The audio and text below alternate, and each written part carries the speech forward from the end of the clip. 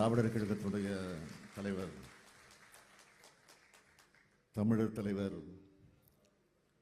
ஐயா ஆசிரியர் அவர்களே, மாண்புமிகு நீர்வளத்துறை அமைச்சர் அண்ணன் துரைமுருகன் அவர்களே, மாண்புமிகு அமைச்சர் சேகர்பாபு அவர்களே, அமைச்சர் கயல்விழி செல்வராஜ் அவர்களே,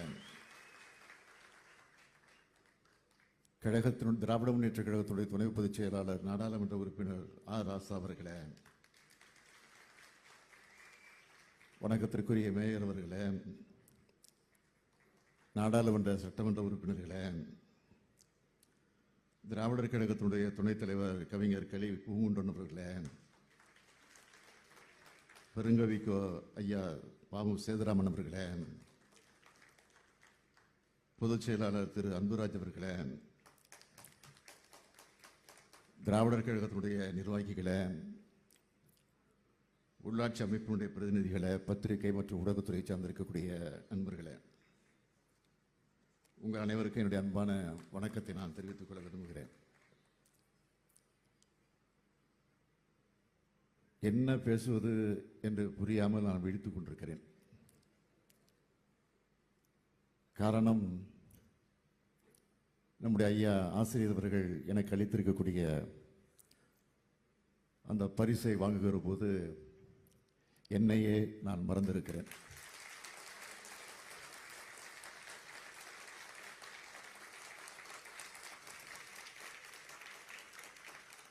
வாழ்க்கையில் எத்தனை பரிசுகளை நான் பெற்றிருக்கலாம், வழங்கப்பட்டிருக்கலாம்.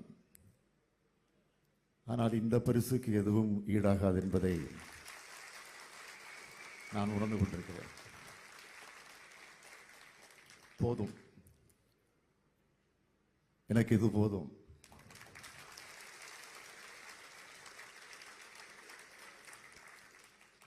திராவிட மாடல் என்றால் என்ன என்று கேலி செய்து கொண்டிருக்கக்கூடியவர்களுக்கு இந்த கைத்தடி ஒன்றே போதும்.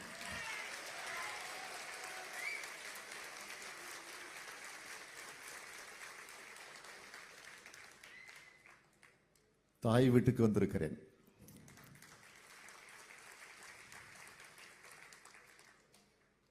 தாய் வீட்டுக்கு வருகிற போதெல்லாம் நான் எழுச்சியை தொடர்ந்து பெறுவது உண்டு.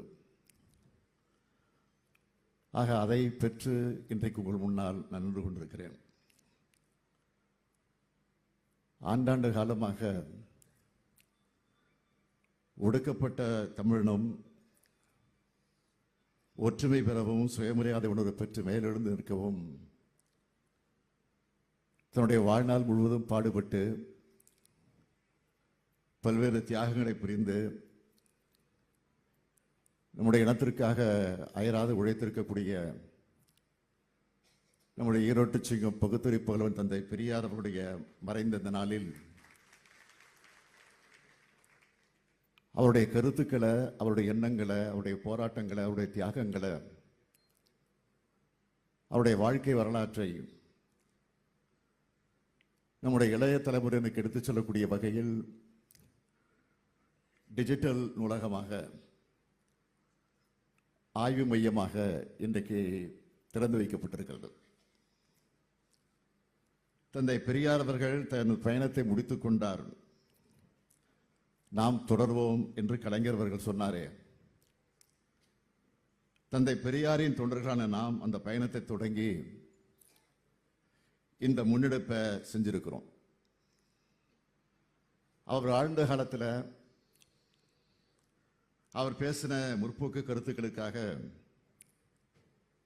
மானுட சமுதாயத்தோட விடுதலைக்கான கருத்துக்களுக்காக பழமைவாதிகளிடமிருந்து, பிற்போக்குகளிடமிருந்து கடுமையான எதிர்ப்பை அவர் சந்தித்தார். ஊருக்கு வரக்கூடிய தடை, பேச தடை, கோயிலுக்குள் நுழைய தடை, எழுத தடை, பத்திரிகை நடத்த தடை, போராட்டம் நடத்த தடை, அத்தனை தடைகளையும் உடைச்சு அவர் நம்மை வீதிகள் மட்டும் நுழையவிடலை, இந்த மண்ணுலக வாழக்கூடிய அத்தனை பேருடைய மனசுங்களையும் அவர் நுழைந்திருக்கிறார். அதுதான் தந்தை பெரியார் அவர்கள். அதனால் தந்தை பெரியார் அவர்கள் மறைந்த 50 ஆண்டுகளுக்கு பிறகும் இன்றைக்கு அவரை பேசிக் கொண்டிருக்கிறோம், அவரை பற்றி புகழ்ந்து கொண்டிருக்கிறோம், அவருடைய வரலாற்றை எடுத்து சொல்லிக் கொண்டிருக்கிறோம். அவரை இன்றைக்கு நினைவுபடுத்தி அந்த உணர்வுகளை இன்றைக்கு நாம் வெளிப்படுத்தி கொண்டிருக்கிறோம். இதுதான் தந்தை பெரியாருடைய தனித்தன்மை. தந்தை பெரியாருடைய கருத்துக்களை இன்னைக்கு வரைக்கும் எல்லா மக்களிடத்திலும் கொண்டு சேர்த்து என்றென்றும் வாழ்கிறார் என் நிலையை உருவாக்கி இருக்கக்கூடியவர் நம்முடைய பெருமதிப்பிற்குரிய ஐயா ஆசிரியர் அவர்கள். பெரியார் தொடங்கின இயக்கத்தை, பெரியாரோட கொள்கைகளை, இந்த திராவிட பேர் இயக்கத்தை காத்து வருபவர் தான் நம்முடைய ஐயா ஆசிரியர் அவர்கள். இந்த 90 வயசுலேயும் ஐயா ஆசிரியர்கள் சுற்றி சுற்றி வரக்கூடிய இந்த பயணத்தை எல்லாம் பார்க்கிற போது நமக்கு ஆச்சரியமாக இருக்கு. ஆனால் ஆச்சரியப்படக்கூடிய அளவுக்கு சொன்னாலும் அவர் தந்தை பெரியாரிடம் அவர் கற்றிருக்கக்கூடிய அந்த பாடத்தை தான் இன்றைக்கு அவர் வெளிப்படுத்தி கொண்டிருக்கிறார். இன்னும் பல ஆண்டு காலம் நீங்கள் வாழ்ந்து எங்களை போன்ற இளைஞர்களுக்கு நீங்கள் இன்னும் ஊக்கத்தை தந்திட வேண்டும். திராவிட முன்னேற்றக் கழகத்தினுடைய தலைவராக, தமிழ்நாட்டுடைய முதலமைச்சராக, ஐயா பெரியாருடைய தொண்டராக நான் உங்களிடத்தில் கேட்டுக்கொள்கிறேன்.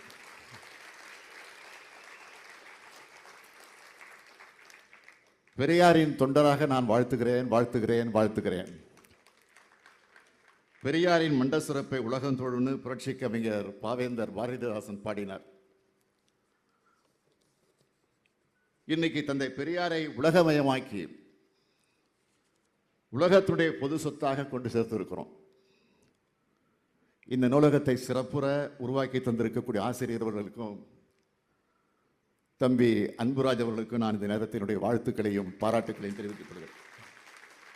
நினைச்சு பார்க்கிறேன், ஐயா வர்றபோது சொன்னார், 1974ஆம் ஆண்டு நம்முடைய முத்தமிழறிஞர் கலைஞர் அவர்கள் முதலமைச்சராக இருந்தபோது இதே திடலுக்கு வந்து பகுத்தறிவு நூலகம் மற்றும் ஆய்வு மையத்தை அன்றைக்கு திறந்து வைத்திருக்கிறார் முதலமைச்சராக.